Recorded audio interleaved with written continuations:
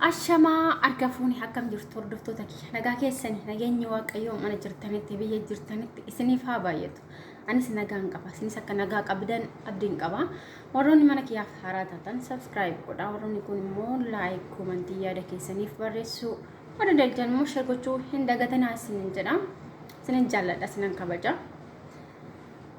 እና ዋንተ እኮ ቀበጥ ሲሉፍ አራጀቹዳ ወና ቀበተማ ወንተ ጋፊ ያኒ ነምኒ ቶኮ ቶኮ ወንተ ኢፈጅሩ ቶኮ ጋፊ ዲታ ጅሬኝ ሳ ከሰት ጀቹዳ ማል ወተኒ ኢልሞን ዲበርቲ ተካ ቂያባው ፊ ሂን አልቲ ከንጀዱ ጋፊዳ አካ ኮት ገሩ አልቱ ኢልሞን ዲበርቲ ተካ ኢልሞን ዲበርቲ ከኖርማቲ ማለ ቂያባው ፊን አልቱ jechuudha. Fakkeenyaaf intala takka jira akkuma kiyyaa biyya hambaa hojjetti. Intalli tun yoo biyya hambaa hojjettu kana abbaan lafa xiqqoo kennee fi asirratti mana jaarradhu jedhaan si'a mucayyoo kana baay'ee jaallata. Abbaan ishee jechuudha. Amma lafa bittee birriyoonnoo jettu amma lafa bittuu saniin asitti jaarradhu keetii atis ilmoo kiyyaa miti. jedhani yoo lubbuun jirchuudha abbaan ishee mucayyoon tuni yeroo sanii obboleewwan ishee dheeraa xixiqqoodha jette xiqqoodha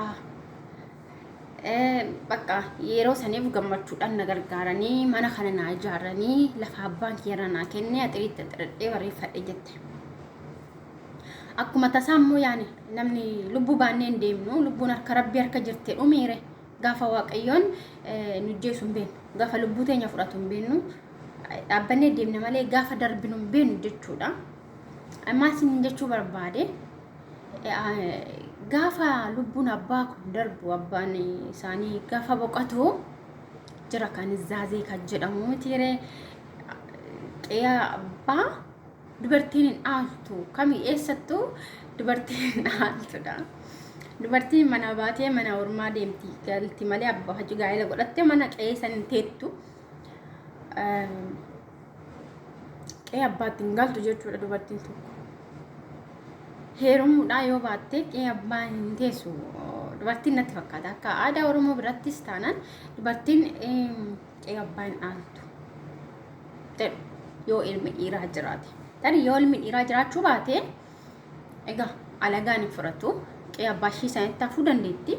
Ilmi dhiiraa jiraannan garuu itti gadi lakkisan jechuudha. Mucayyoon tuni umurii ishii waggaa baay'ee biyya ormaa teessee mana kana bareeffattee ijaarrattee dhumarra maal ta'e abbaanis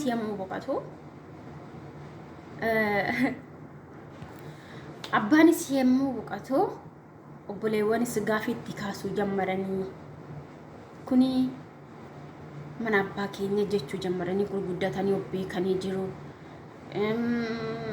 Jira intalli kun qe'ee sanitti hin heerumtu abbaan manaa ishee tu fuudha malee ishiin qe'ee sanitti dhiira fiduu hin dandeessu isa fuudhasi. Yaani mana koo nan gurguradha kan jedhu tokko gaafii kaaste. Abbaan si jammar yoo du'aa gizee duutti du'a tasaa du'e jette jira kun ebeluuf jedhee hin boqonne jette. Jechuus baatu garuu immoo eebbaa isaanii kan toqoxaaxaru yoon immoo kan akka barbaade dubbachuu danda'an ilmoo dhiira na fakkaata. Innaa mucayyoon kun gaafa isheenii bakka lafa mana kiyya gurguradheen karaa biraatti bitadhaa qe'ee kanatti abbaa manaa kiyya wajjin galuu hin danda'u kan jedhu tokko gaafa akkamitti qe'ee abbaa keenyaa gurgurta kan jedhan tokko gaafii itti kaasanii. Seeranis hoo deemtee ijoolleedhaaf murteessa malee wanti ishee murtaa'u tokko hin jiru.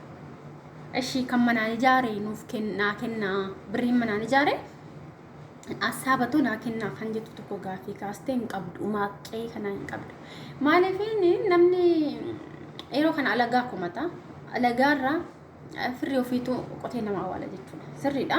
Mucayyoon tun humna isheetti fixxee gizee ishiin ijaartu san qe'ee abbaa keenyatti maa ijaarta jedhanii gaafii ittiin kaasne ijoolleen kuni.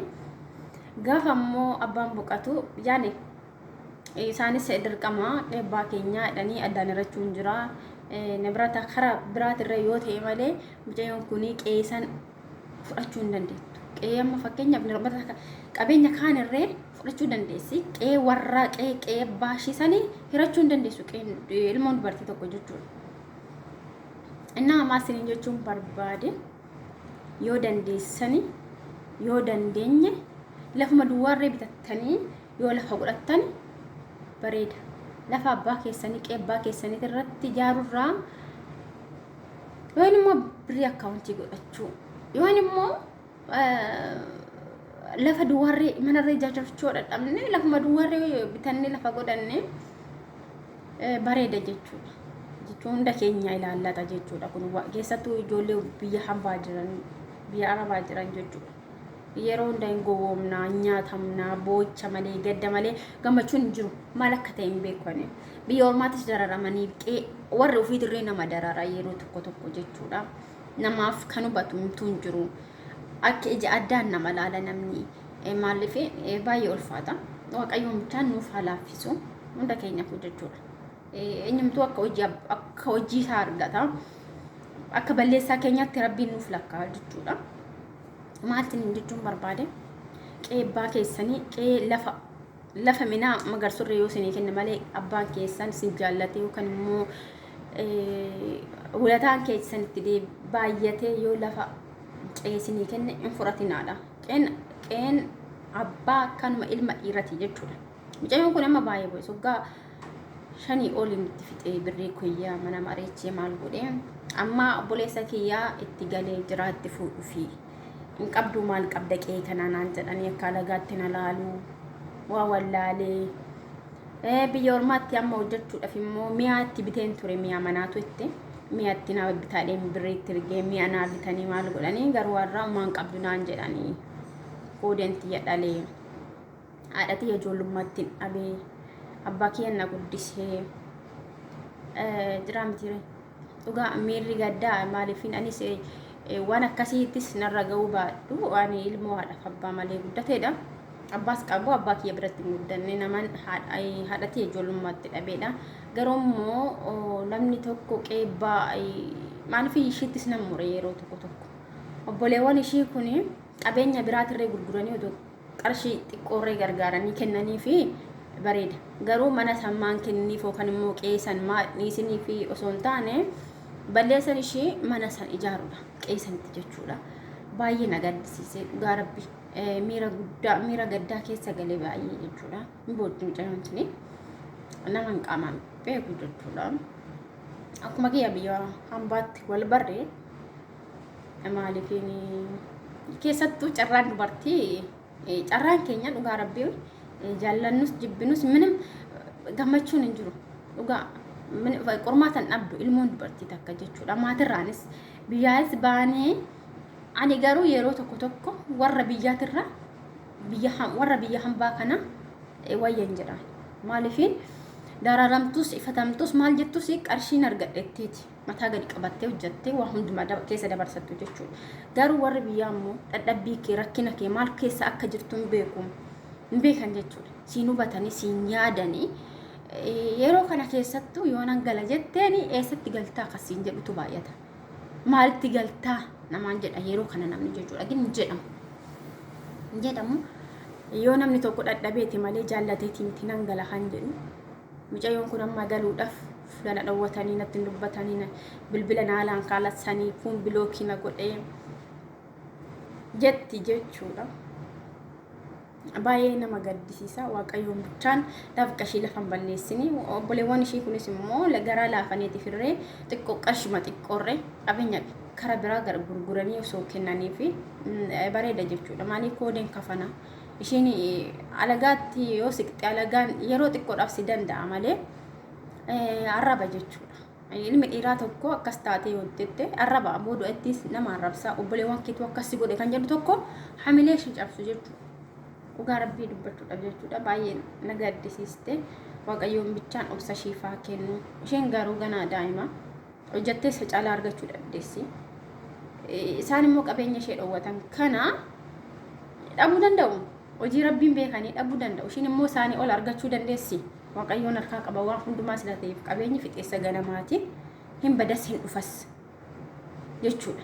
maaliifin akka fayyaadha waan nan fayyaa yoo qabaatani waan hundumtuu jira jechuudha yoo fayyaa qabaanne waan hundumaa argina qabeenya akka barbaanne qabaanne yoo እና አከሳስኔን ጀዳ ኦኬ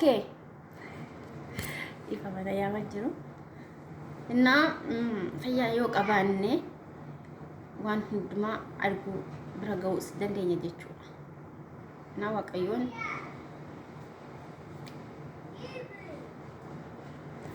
እና አከሳስኔን ጀዳ ወድፍቶ ተኪያ